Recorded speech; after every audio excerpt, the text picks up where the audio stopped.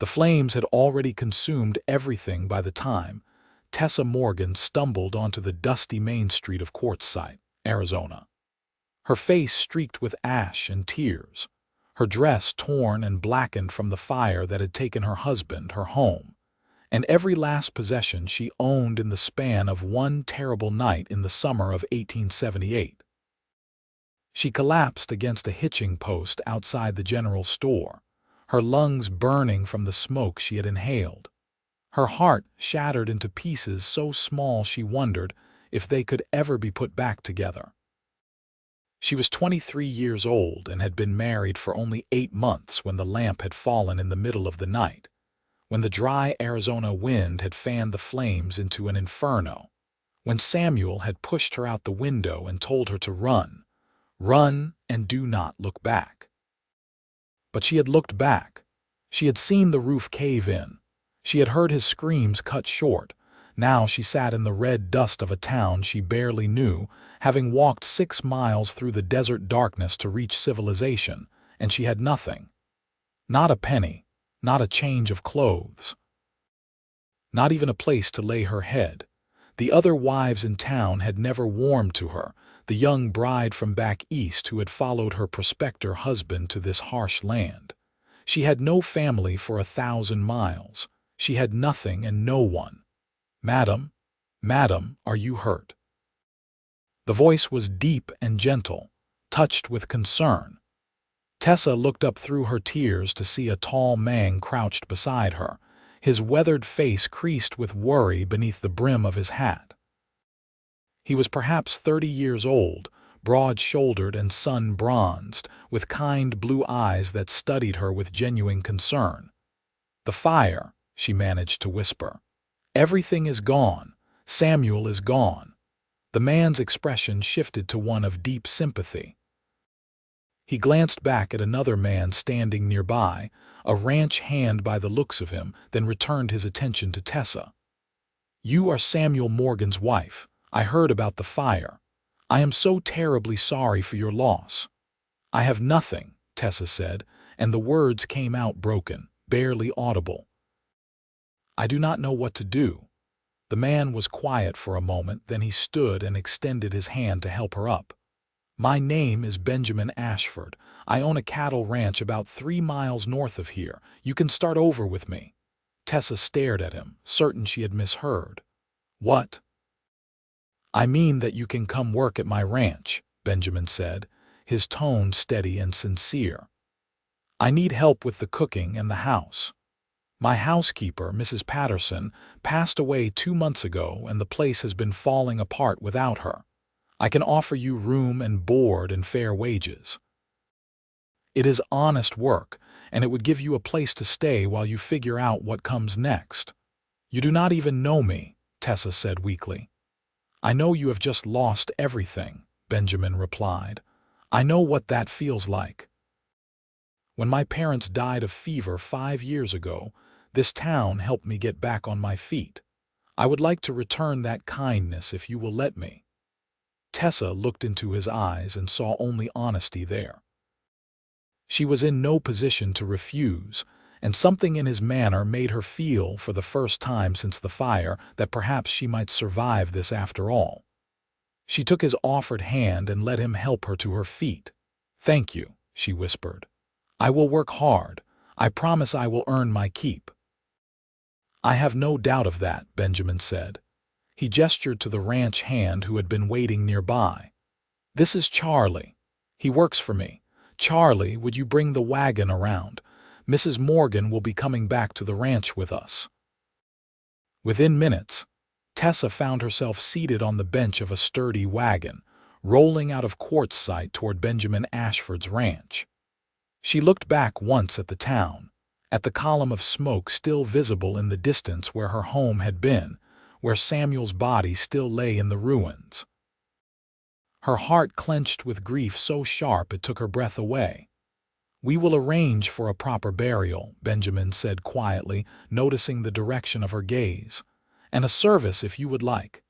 "Yes," Tessa managed. "Thank you."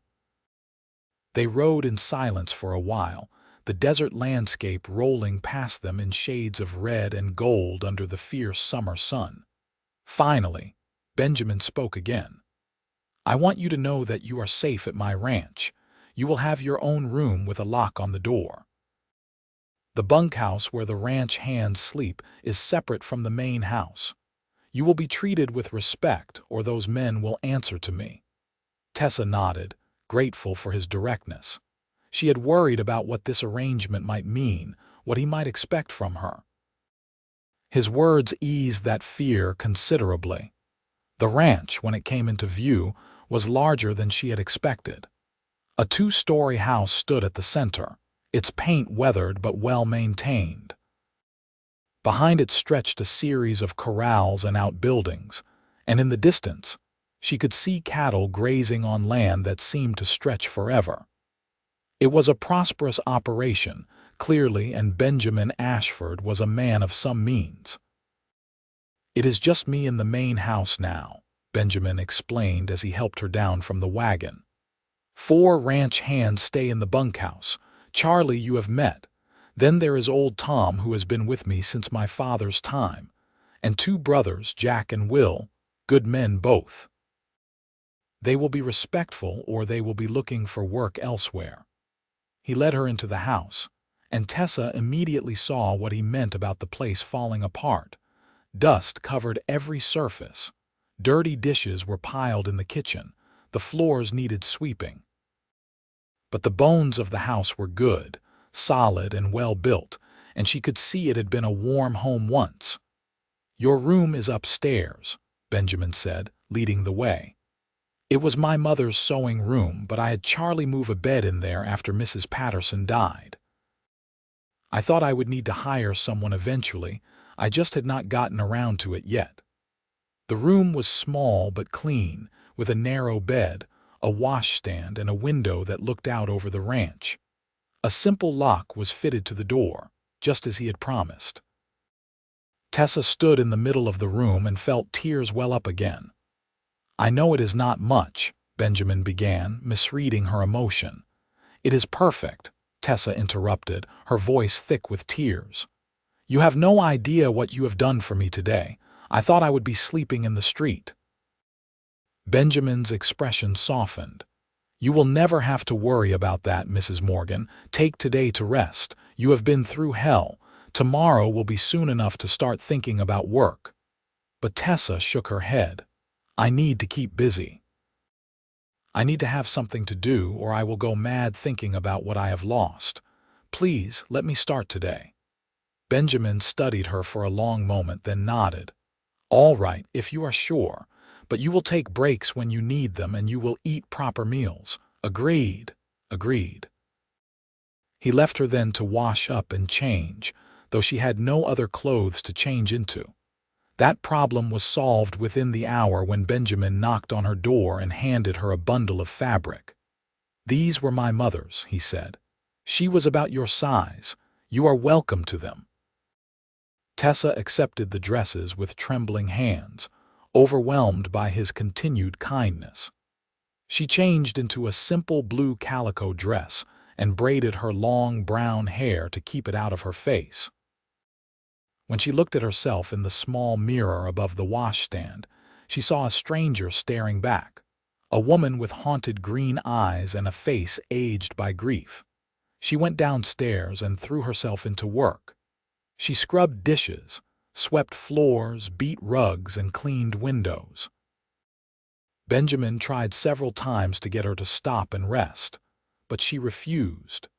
She worked until her hands were raw and her back ached, worked until the sun set, and the ranch hands came in from the range. Benjamin introduced her formally to the men. Tom was perhaps 60, grizzled and weather-beaten, but his eyes were kind. Jack and Will were in their 20s, identical twins with sandy hair and ready smiles. All of them tipped their hats respectfully and offered their condolences for her loss. "Mrs. Morgan will be managing the house from now on," Benjamin told them. "She will be cooking meals and keeping the place in order. I expect you all to treat her with the utmost respect. Is that understood?" "Yes, sir, Mr. Ashford," they chorused. Tessa cooked her first meal for them that evening, making do with what she found in the pantry: salt pork, beans, biscuits, and coffee. It was simple fare, but the men ate with appreciation, and Benjamin complimented her cooking sincerely. After dinner, the ranch hands returned to the bunkhouse, and Benjamin helped Tessa clean up the dishes. She protested, saying it was her job, but he waved her objections away. "I am not some grand gentleman who cannot wash a dish," he said with a slight smile.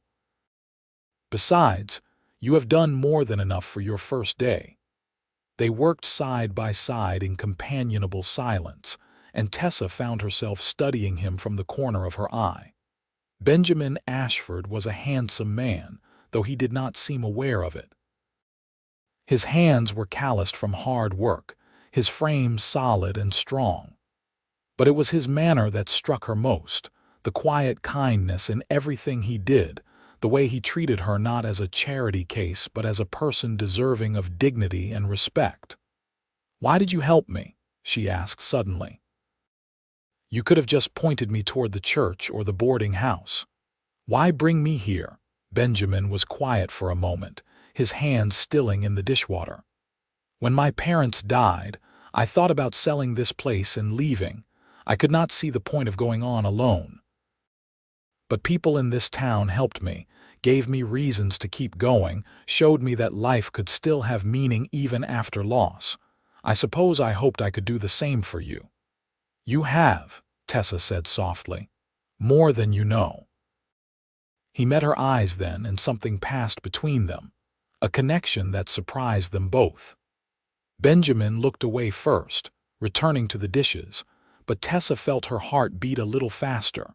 She went to bed that night in her small room, lying in the narrow bed and staring at the ceiling. She thought about Samuel, about their brief marriage and the love they had shared. The grief was still raw, still overwhelming, but beneath it, she felt the first stirring of something else. The will to survive, to go on, to build a new life from the ashes of the old. And she thought about Benjamin Ashford, the rancher who had offered her a second chance when she had nothing left. The next few weeks passed in a blur of hard work and slow healing. Tessa threw herself into managing the household, and under her care, the ranch house was transformed. She cleaned every room until it shone, organized the pantry, mended torn curtains, and cooked meals that had the ranch hands singing her praises. She tended a small vegetable garden behind the house, coaxed flowers to grow in window boxes, and slowly made the place feel like a home again. Benjamin arranged for Samuel's burial and a small service at the church in Quartzsite.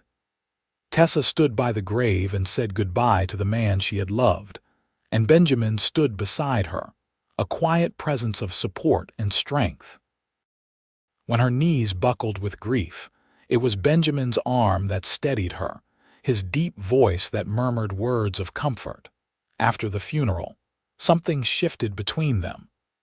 They began to talk more in the evenings after dinner, sitting on the porch as the sun set over the desert. Benjamin told her about his childhood on the ranch, about learning to rope cattle from his father and bake bread from his mother. Tessa told him about growing up in Pennsylvania, about her family back east, about following Samuel to Arizona in search of adventure and prosperity. "Do you regret coming here?" Benjamin asked one evening. Tessa considered the question carefully. "I regret losing Samuel. I regret that we had such a short time together, but I do not regret coming to Arizona. Despite everything, I think this is where I am meant to be." "I am glad you feel that way," Benjamin said quietly. "I am glad you are here." Their eyes met, and Tessa felt her breath catch. There was something in the way he looked at her, a warmth and affection that made her heart race. She looked away quickly, confused by her own reaction.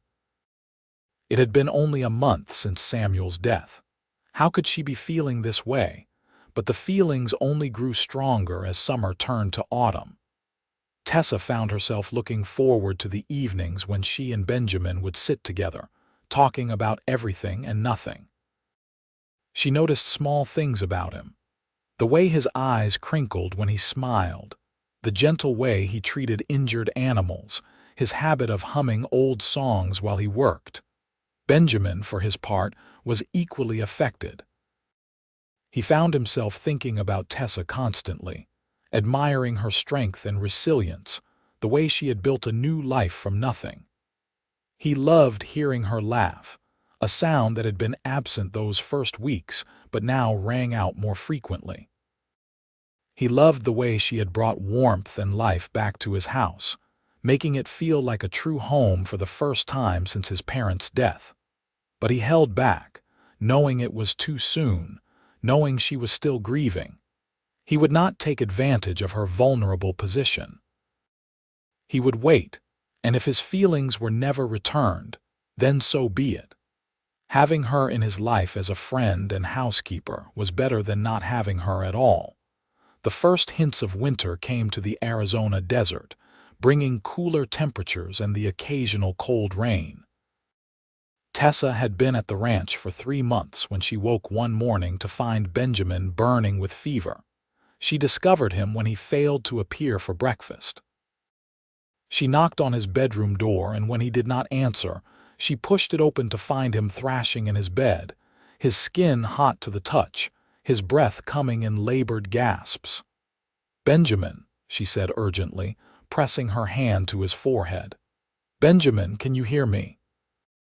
His eyes opened, glassy with fever. "Tessa, I am sorry, I do not feel well. Hush, do not apologize. I am going to take care of you." She sent Charlie into town for the doctor and spent the rest of the day nursing Benjamin through what the doctor diagnosed as a severe case of influenza. She bathed his face with cool cloths, spooned broth between his lips, and sat by his bedside through the night, refusing to leave him alone. For 3 days the fever raged. Benjamin drifted in and out of consciousness, sometimes lucid, sometimes delirious. In his delirium he called out for his parents, relived moments from his past, and once he reached for Tessa's hand and whispered, "Do not leave me, please do not leave me." "I will not," Tessa promised, her heart aching. "I am right here. I am not going anywhere." On the 4th day, the fever broke. Benjamin woke to find Tessa asleep in the chair beside his bed, her head resting on her arms on the mattress, her hand still clasped in his. He studied her face, so beautiful even in exhaustion, and realized with startling clarity that he was in love with her. He must have made some sound because her eyes fluttered open. When she saw he was awake and clear-eyed, relief flooded her features. "Thank God," she breathed. "The fever broke." "You stayed with me," Benjamin said, his voice hoarse from disuse. "Of course I did. You saved my life." "I could do no less for you." "It is more than that," Benjamin said quietly. "You care about me." Tessa met his eyes, and in that moment she could not deny it. "Yes, I do." Benjamin's grip on her hand tightened. "Tessa, I need to tell you something. I know the timing is terrible, and I know you may not feel the same way, but I cannot keep it to myself any longer. I have fallen in love with you." Tessa's breath caught. She should have been shocked, should have pulled away, but instead she felt her heart soar. "Benjamin, I think I have fallen in love with you too. I did not expect it. I did not plan for it. But somehow it happened anyway." "Are you certain?" Benjamin asked, his blue eyes searching hers. "I do not want you to feel obligated because of what I have done for you. I do not want you to confuse gratitude with love." "I am not confused," Tessa said firmly. "I know the difference. What I feel for you is real, Benjamin. It is different from what I felt for Samuel, but it is no less genuine. You have shown me such kindness, such patience. You have given me a reason to live again. I love you." Benjamin pulled her down to him, and their lips met in a kiss that was gentle and sweet and full of promise. When they finally pulled apart, both were smiling through tears. "When I am well enough," Benjamin said, "I want to court you properly. I want to do this right." "I would like that," Tessa said softly. Over the next few weeks, as Benjamin recovered his strength, he did indeed court Tessa properly. He picked wildflowers for her from the desert, rode with her across the ranch lands at sunset, and treated her with a tenderness that made her fall more deeply in love with him every day. The ranch hands noticed the change between them and approved wholeheartedly. Tom confided to Tessa one day that he had never seen his boss so happy. The twins went out of their way to give Benjamin and Tessa time alone together, taking on extra duties without complaint. When Benjamin was fully recovered, he took Tessa into Quartzsite for dinner at the town's small restaurant. Afterward, they walked through the quiet streets, and Benjamin led her to a small rise overlooking the town. "I know we have not been courting long," Benjamin said, taking both her hands in his. "But I am a man who knows his own mind. I loved my parents' marriage. I saw what it meant to build a life with someone, to face hardships together, to create something lasting and beautiful. I want that with you, Tessa. I want to spend the rest of my life with you." He dropped to one knee, pulling a simple gold band from his pocket. "Tessa Morgan, will you marry me?" Tessa's eyes filled with tears. "Yes," she whispered. "Yes, Benjamin, I will marry you." He slipped the ring onto her finger and stood, pulling her into his arms and kissing her deeply. When they finally pulled apart, both were laughing and crying at once. "It was my grandmother's ring," Benjamin explained. "My father gave it to my mother, and she told me to give it to the woman I wanted to spend my life with. I think she would have loved you." "I think I would have loved her too," Tessa said, admiring the simple band on her finger. They were married a month later in the small church in Quartzsite. Tessa wore a dress of cream-colored silk that Benjamin had ordered from Phoenix, and she carried a bouquet of desert wildflowers. Benjamin wore his best suit, and his eyes shone with happiness as Tessa walked down the aisle toward him. The ranch hands attended, along with most of the town. Word had spread about the widow who had lost everything, and the rancher who had offered her a new start, and people were moved by their love story. Even the women who had been cold to Tessa before now warmed to her, seeing how happy she and Benjamin were together. After the ceremony, there was a celebration at the ranch. The hands had strung lanterns in the yard, and there was music and dancing and more food than anyone could eat. Tessa danced with Benjamin under the stars, her head resting on his chest, and thought that she had never been so happy in her life. That night, in the bedroom they now shared, Benjamin made love to his wife with tenderness and passion. He took his time, learning every curve of her body, every sound she made, every touch that brought her pleasure. Tessa had been with only one man before, and this was different, deeper, more connected. She gave herself to Benjamin completely, holding nothing back, and he did the same. Afterward, they lay tangled together in the sheets, and Benjamin traced lazy patterns on Tessa's shoulder. "I want to build a life with you," he said softly. "I want to make this ranch prosper.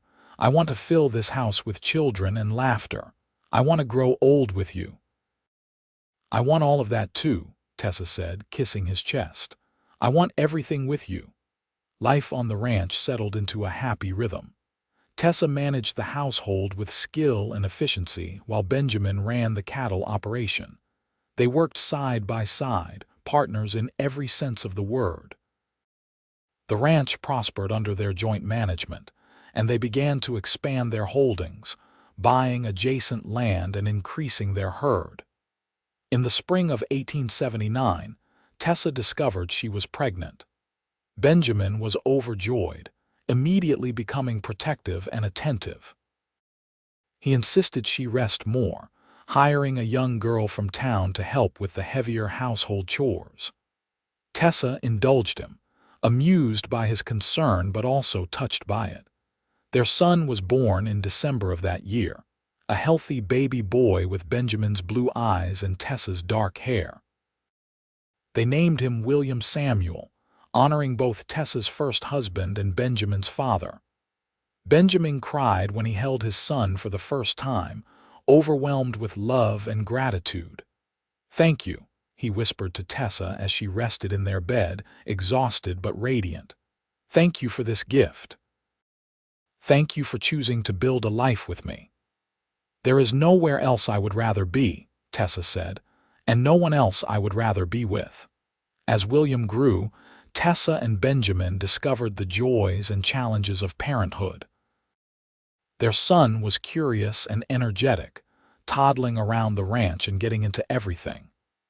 Benjamin was a devoted father, spending every free moment with his boy, teaching him about horses and cattle and the land. 2 years later, Tessa gave birth to a daughter they named Grace Elizabeth. She had Tessa's green eyes and Benjamin's sunny disposition, and she completed their family perfectly. The ranch house rang with children's laughter, exactly as Benjamin had hoped.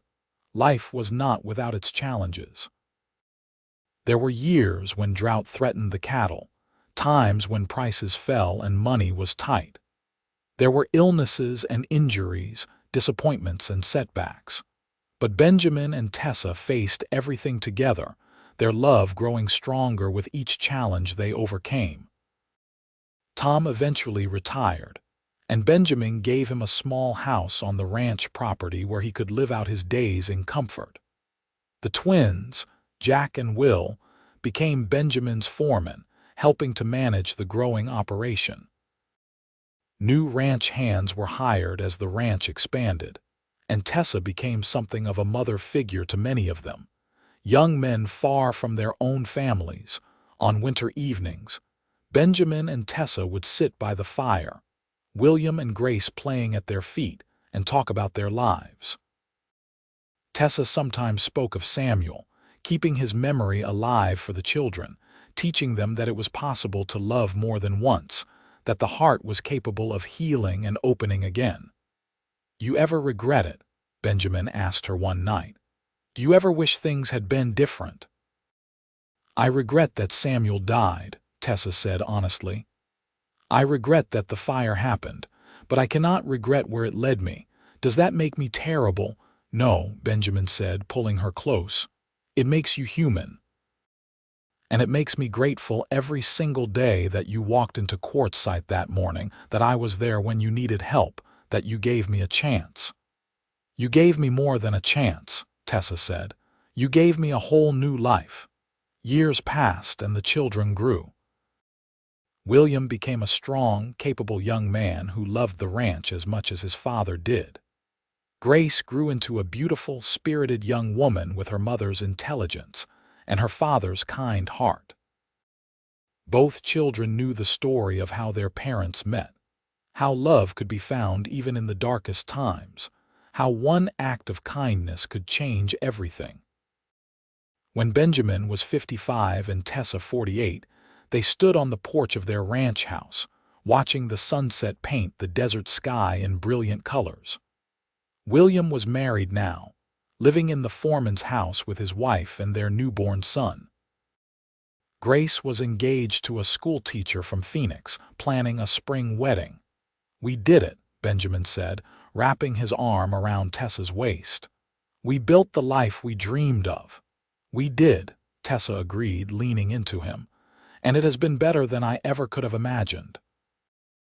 "Do you remember that day I found you in Quartzsite?" Benjamin asked.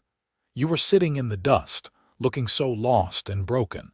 I had no idea that helping you would be the best decision I ever made." "I remember thinking you were either a saint or a fool," Tessa said with a laugh. "Taking in a strange widow with nothing to her name." "I was neither," Benjamin said. "I was just a lonely man who recognized a kindred spirit. I saw someone who had lost everything but had not given up, who still had fight in her. I admired that. I wanted to know you better." "And now you know me better than anyone in the world," Tessa said softly. "And I love you more than I did even on our wedding day," Benjamin replied. "That is the thing about love, I think. It does not stay static. It grows and deepens with time. with shared experiences, with building a life together. They stood in comfortable silence for a while, watching as stars began to appear in the darkening sky. Tessa thought about the long journey that had brought her to this moment, the pain and loss that had seemed insurmountable at the time, the unexpected grace that had saved her. The next morning, Tessa was in the kitchen preparing breakfast when Grace came in, her face glowing with happiness. "Mother, Father, I have news. Robert and I have decided to move the wedding up. We want to marry next month instead of waiting until spring." Benjamin raised his eyebrows. "That is quite sudden. Is there a reason for the rush?" Grace blushed prettily. "We are just eager to start our life together. We see how happy you and Mother are, and we want that for ourselves." Tessa hugged her daughter. "Then we will make it happen. A month does not give us much time, but we will plan the most beautiful wedding Quartzsite has ever seen." The next few weeks were a whirlwind of activity. Tessa threw herself into wedding preparations, coordinating with the church, arranging for food and flowers, helping Grace sew her wedding dress. Benjamin handled the financial details and arranged for guests to stay at the ranch.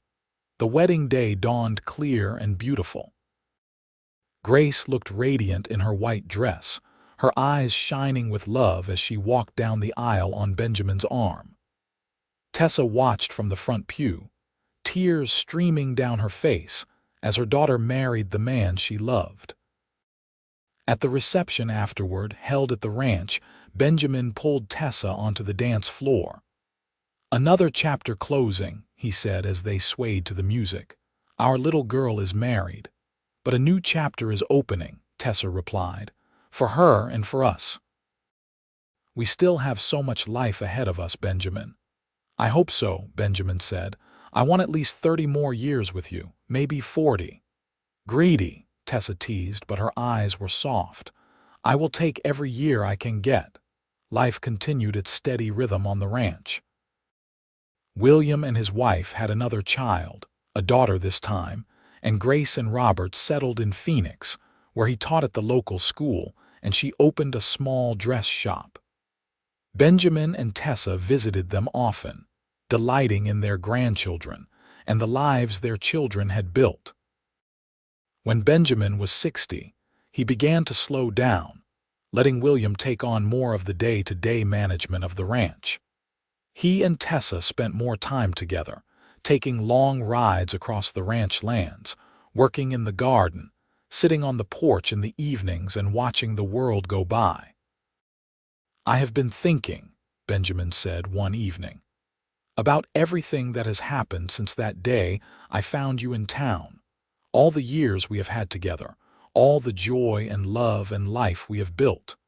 I want you to know that I have never regretted a single moment.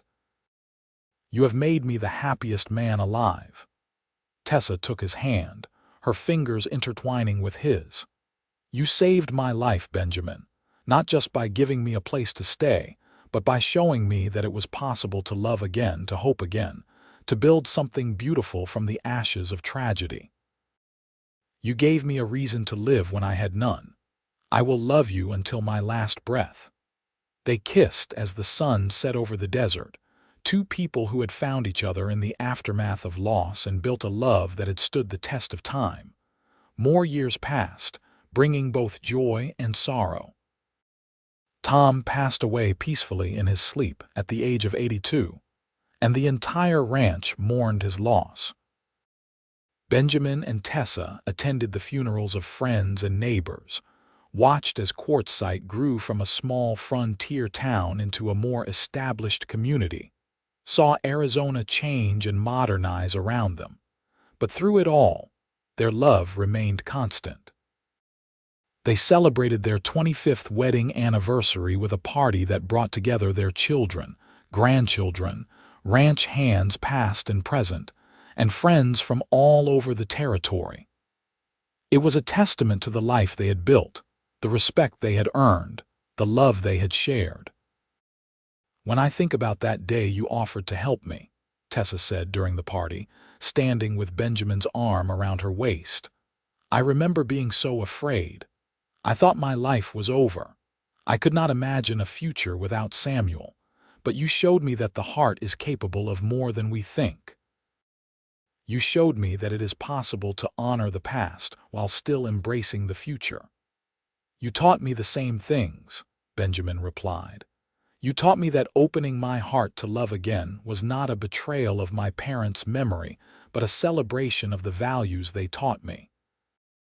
You made me a better man, Tessa. William stood and raised his glass. To my parents, he said, his voice thick with emotion, who showed me what true love looks like, who taught me that kindness and compassion are not weaknesses but strengths, who built a life and a legacy that I am proud to carry on.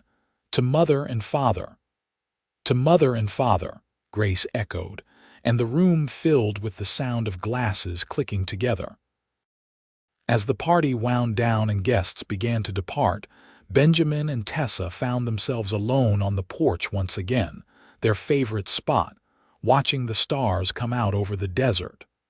You remember what you said to me that first day? Tessa asked. You said I could start over with you. I remember, Benjamin said. You gave me more than a new start, Tessa continued. You gave me a new life, a new family, a new reason to wake up every morning. You gave me love when I thought I would never love again. You gave me everything, Benjamin. We gave each other everything, Benjamin corrected gently. That is what marriage is, I think. Two people choosing each other every day, building something together that is greater than the sum of its parts. They sat together in the quiet evening. Two people who had found love in the most unexpected circumstances, who had built a life together through hard work and dedication, and an unwavering commitment to each other. The years continued to pass, marked by the changing seasons, by births and deaths, by the slow, steady turning of the world. Benjamin's hair turned fully gray, then white. Tessa developed arthritis in her hands but refused to let it slow her down. They faced each challenge together, supporting each other through illness and loss, and the inevitable decline that comes with age. When Benjamin was 73, he suffered a heart attack while out riding the range with William. They got him back to the house and the doctor from Quartzsite came, but there was little he could do beyond making Benjamin comfortable. Tessa sat by Benjamin's bedside, holding his hand, just as she had done all those years ago when he had influenza. But this time, she knew he would not recover. This time she was saying goodbye. I am not afraid, Benjamin said, his voice weak but steady. I have had a wonderful life. I have loved and been loved. I have children and grandchildren who make me proud. I have you. I am not ready to let you go, Tessa said through her tears. We were supposed to have more time. We had 40 wonderful years, Benjamin replied. That is more than most people get, and I will be waiting for you, Tessa. On the other side, whenever you are ready, I will be there waiting. I love you, Tessa whispered. I will love you forever. And I love you, Benjamin said. You were the best thing that ever happened to me. That day I saw you in Quartzsite, lost and broken. I had no idea that I was looking at my future, at the woman who would make my life complete. Thank you for choosing me. Thank you for building this life with me. He died that evening, surrounded by his family, with Tessa's hand in his and a smile on his face. The funeral was attended by hundreds of people from all over Arizona, a testament to the respect and love Benjamin had earned in his life. Tessa grieved deeply, but she was not destroyed by Benjamin's death as she had been by Samuel's. She was older now, stronger, fortified by the decades of love and partnership she had shared with Benjamin. She had their children and grandchildren around her, the ranch that they had built together, and a lifetime of memories to sustain her. She continued to live in the ranch house, watching as William ran the operation with the same dedication his father had shown. She helped care for her great-grandchildren, passing on stories of Benjamin and the life they had built together. She tended her garden and sat on the porch in the evenings, sometimes feeling Benjamin's presence so strongly it was as if he were sitting beside her. 5 years after Benjamin's death, Tessa passed away peacefully in her sleep at the age of 78. She was buried next to Benjamin in the cemetery overlooking Quartzsite, their graves side by side, together even in death. At her funeral, William spoke about his mother's strength and resilience. "She lost everything once," he said, "and built an entirely new life from nothing. She loved deeply, not once but twice, and she taught us all that the human heart is capable of extraordinary things.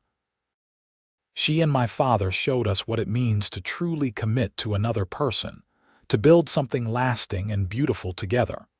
Their love story will live on in all of us." The ranch continued to thrive under William's management, passing eventually to his children and then to his grandchildren. The house that Benjamin had built, that Tessa had made a home, stood for generations as a testament to their love and the life they had created together. The story of the widow who lost everything in a fire and the rancher who offered her a new start became a legend in Quartzsite, told and retold over the years. It became a reminder that even in the darkest times, kindness and compassion can change lives, that love can bloom in the most unexpected circumstances, that it is always possible to start over, to build something beautiful from the ruins of tragedy. And in the cemetery overlooking the town, two simple headstones stood side by side. One read, "Benjamin Ashford, beloved husband, father, and friend." The other read, "Tessa Ashford, beloved wife, mother, and friend." Between them, carved into a shared stone marker, were the words, "Together in life, together in eternity." Their love story had ended, but its impact continued, rippling out through generations, inspiring others to open their hearts to love, to offer kindness to those in need, to believe that even the darkest night will eventually give way to dawn. Years turned into decades, and the old ranch house, maintained lovingly by the Ashford descendants, became something of a local landmark. People would drive out from Quartzsite to see it, to stand on the porch where Benjamin and Tessa had spent so many evenings together, to walk through the rooms where they had raised their children and built their life. The vegetable garden that Tessa had planted still produced food every summer, tended now by her great-great-grandchildren.